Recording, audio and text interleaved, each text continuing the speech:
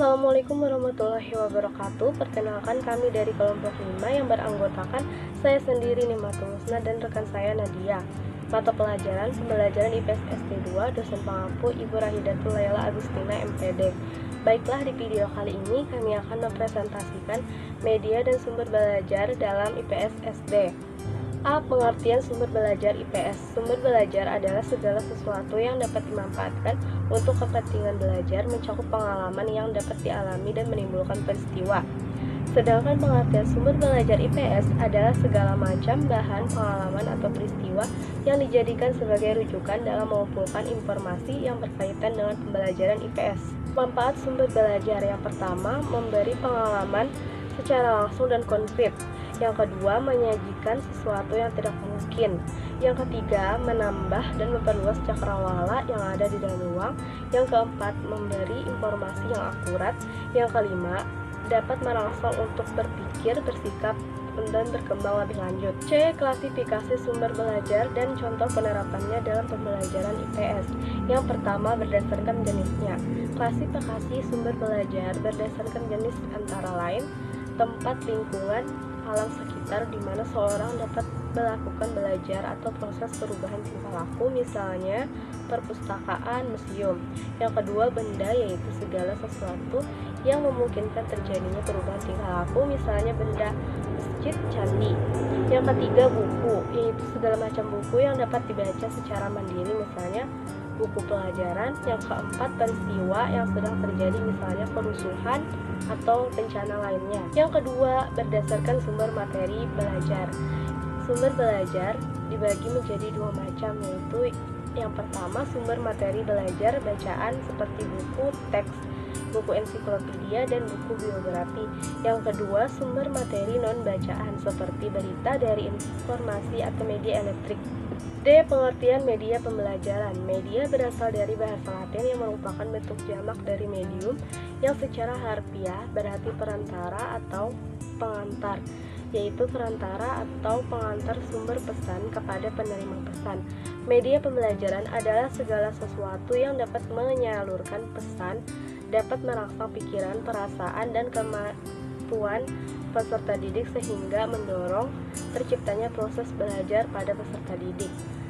Jenis-jenis pembelajaran, yang pertama media visual, yang kedua media audio, yang ketiga media proyeksi diam, yang keempat media proyeksi gerak dan audio visual, yang kelima multimedia, yang keenam benda. Fungsi dan manfaat media pembelajaran. Fungsi media yang pertama adalah fungsi intensi, yaitu menarik dan mengarahkan perhatian untuk berkonsentrasi kepada isi pelajaran. Dan yang kedua adalah fungsi afektif, yaitu terlihat dari tingkat perhatian siswa-siswi dalam proses belajar mengajar dengan menggunakan media. Dan yang ketiga adalah fungsi kognitif.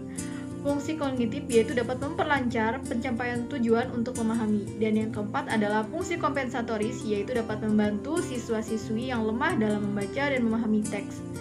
Manfaat media, yang pertama adalah pengajaran akan lebih menarik, dan yang kedua bahan pengajaran akan lebih jelas, dan yang ketiga metode mengajar akan lebih bervariasi, dan yang terakhir siswa-siswi dapat lebih banyak melakukan kegiatan belajar. Kriteria pemilihan media pembelajaran di PSD. Yang pertama adalah media dipilih berdasarkan tujuan instruksional, dan yang kedua tepat untuk mendukung isi materi pelajaran, dan yang ketiga praktis, luas, dan bertahan. Dan yang keempat, guru terampil menggunakannya. Dan yang kelima, pengelompokan sasaran. Dan yang keenam, mutu teknis. Langkah-langkah pembuatan media pembelajaran IPS SD. Yang pertama, media yang dibuat harus selaras dan sesuai dengan kebutuhan. Dan yang kedua, media dibuat harus sesuai dengan kemampuan mental siswa. Dan yang ketiga, ketersediaan sarana dan prasarana untuk membuat media. Dan yang keempat, kesesuaian dengan alokasi waktu dan sarana pendukung.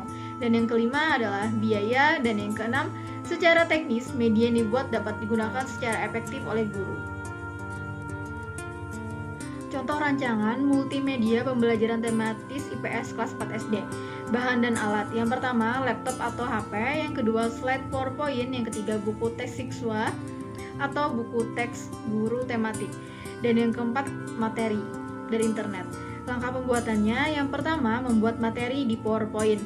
Dan yang kedua, memasukkan materi di PowerPoint seperti judul, tujuan pembelajaran, dan materi yang ingin dibuat multimedia pembelajaran. Selanjutnya, setelah jadi PowerPoint, slide PowerPoint tadi dibuat menjadi video. Dibuat video jenis multimedia pembelajaran tematis IPS SD kelas 4. Video multimedia pembelajaran tematis IPS SD siap ditampilkan.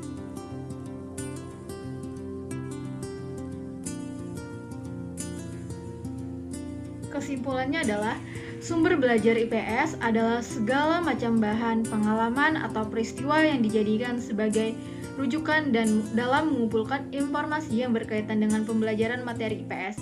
Manfaat sumber belajar antara lain, memberi pengalaman belajar secara langsung dan konkret kepada peserta didik, dapat menyajikan sesuatu yang tidak mungkin diadakan, dikunjungi, atau dilihat secara langsung dan konkret. Media berasal dari bahasa Latin, merupakan bentuk jamak dari medium yang secara harfiah berarti perantara atau pengantar, yaitu perantara atau pengantar sumber pesan kepada penerima pesan. Media pembelajaran adalah segala sesuatu yang dapat menyalurkan pesan, dapat merangsang pikiran, perasaan, dan kemauan peserta didik, sehingga dapat mendorong terciptanya proses belajar pada peserta didik. Menurut Sujana dan Tripai dalam Aset mengemukakan manfaat media adalah sebagai berikut. Pengajaran akan lebih menarik perhatian siswa-siswi, sehingga dapat menumbuhkan motivasi belajar. Bahan pengajaran akan lebih jelas maknanya sehingga dapat lebih mudah dipahami. Sekian video dari kelompok kami. Mohon maaf jika ada kesalahan ataupun kekurangan dalam video kami. Wassalamualaikum warahmatullahi wabarakatuh. Terima kasih.